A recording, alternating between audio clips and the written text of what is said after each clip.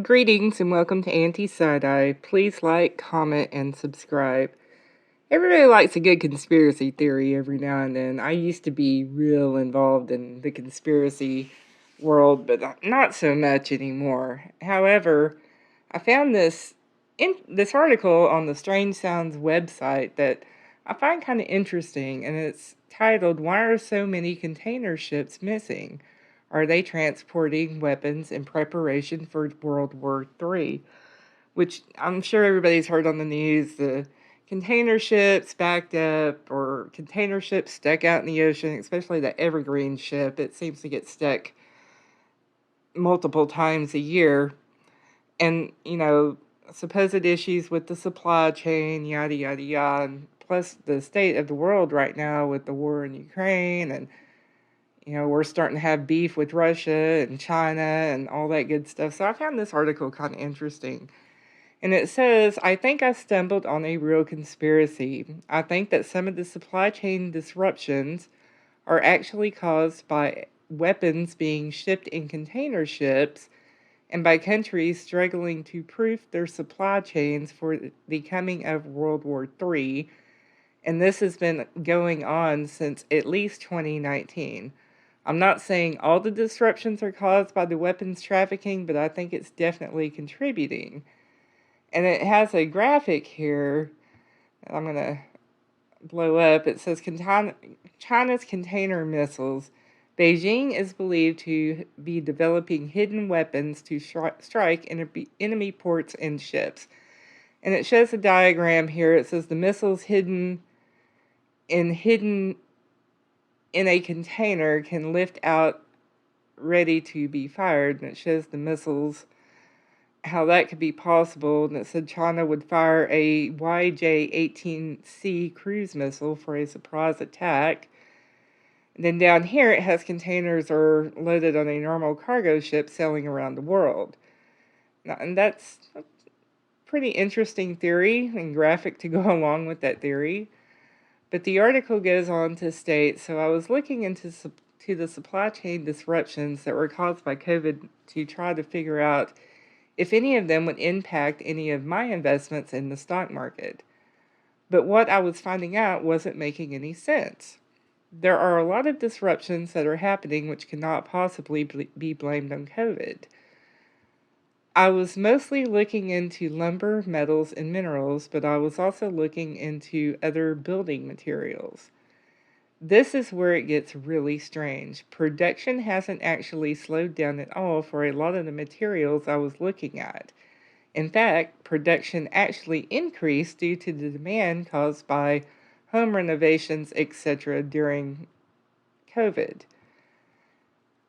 It looks like a lot of the companies were having no problems whatsoever with production, at least not since the first wave after they figured out how to stagger their employees and adapt to the evolving pandemic situation.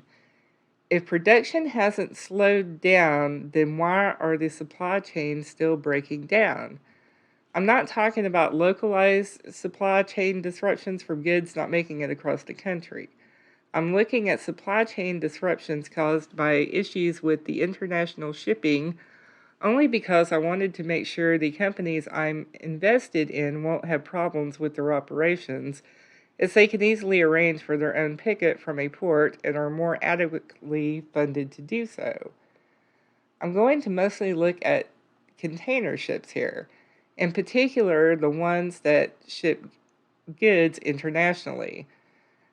And he quotes Vessel Finder Flight Radar 24 as a good source as well for everything flying. And I look at Flight Radar 24 a lot, and it's a pretty neat site if you haven't checked it out. This is where I ran into the problems. It doesn't actually look like the container ships have slowed down at all during the pandemic. Everything I could find was showing less ship traffic at first for the regular routes. But then I found out that some of the ships aren't just hanging out at the ports. They aren't at the ports at all. They aren't being stored anywhere. They're just missing. I tried to look at container ship traffic maps online, and there were quite few a less a few less container ships traveling than usual for certain periods over the last year or so. But I think they're still traveling, but going dark, which means turning off their tracking. The reason I suspect that is simply due to the count of ships at any given port.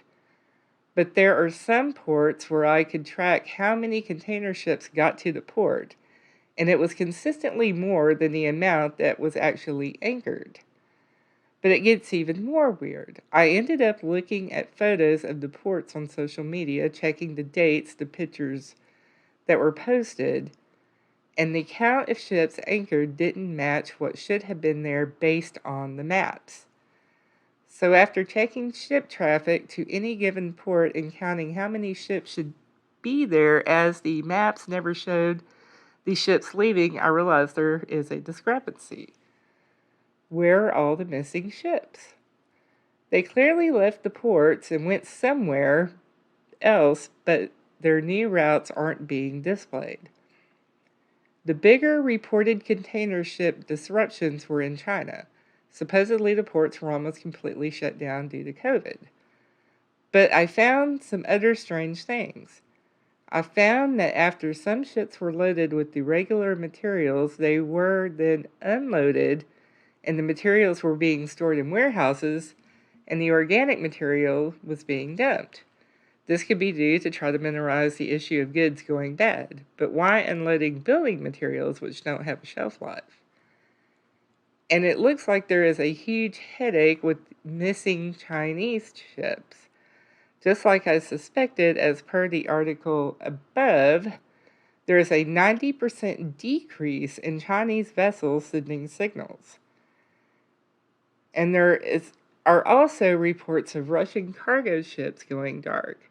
Right now, the reason is obvious: sanctions amid the Ukraine war. But what about 2 years ago?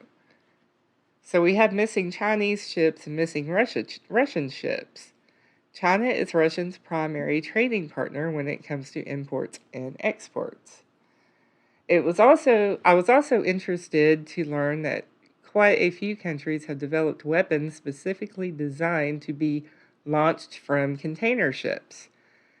There is also a container ship that had a fire off the coast of Vancouver Island, a fire that somehow resulted in over 100 containers falling off board, and that's quote and unquote. The ship called the Zim Kingston, and you can easily find that in Google images. It doesn't look like the ship caught fire, it looks like it exploded. You don't have 109 containers go overboard from a fire, they just melt or stay in place.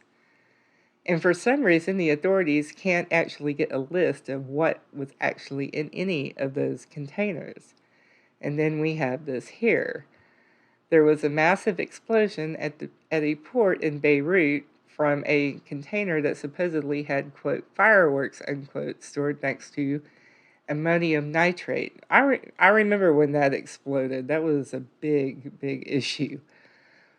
But if you watch the video, you can clearly see that there are shots coming from the containers, and then there is a massive explosion, which is clearly a bomb going off, and it is clearly beyond something that ammonium nitrate would cause.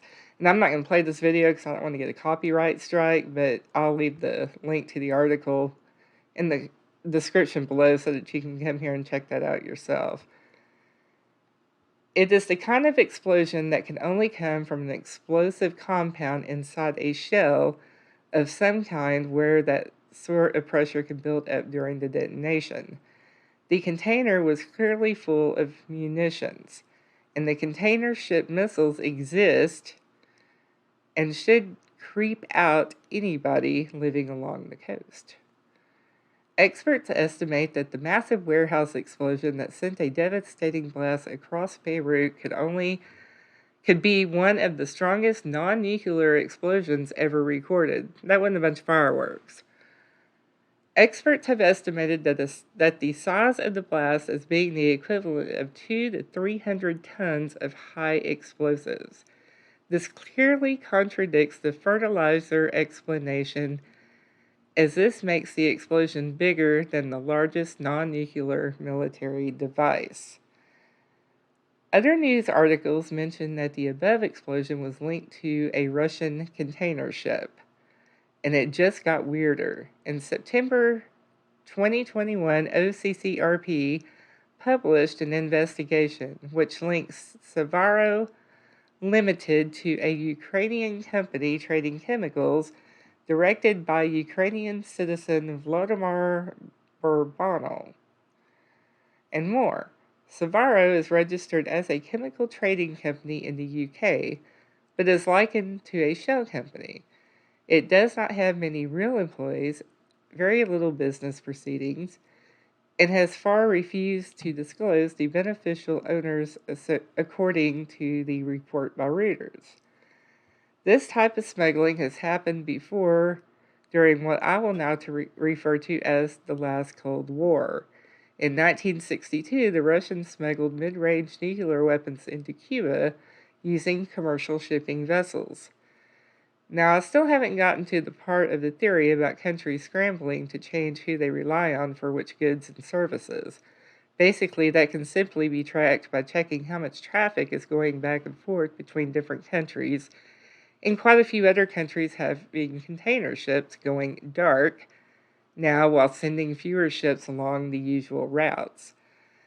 So I really think I stumbled on a real conspiracy. The supply chain disruptions blamed on COVID were actually due to massive amounts of weapons being moved, as well as countries scrambling to change who they rely on for imports and exports in preparation for World War III. I don't know if this article is accurate or if it's true or, but they could be touching on something here. You never know. I mean, it is kind of odd that we all of a sudden have this container ship crisis going on, and it seems like every country is fighting with each other, and Russia, Putin's over there acting like a fool. There could be something to it. Let me know what you think in the comments below, and y'all have a good night.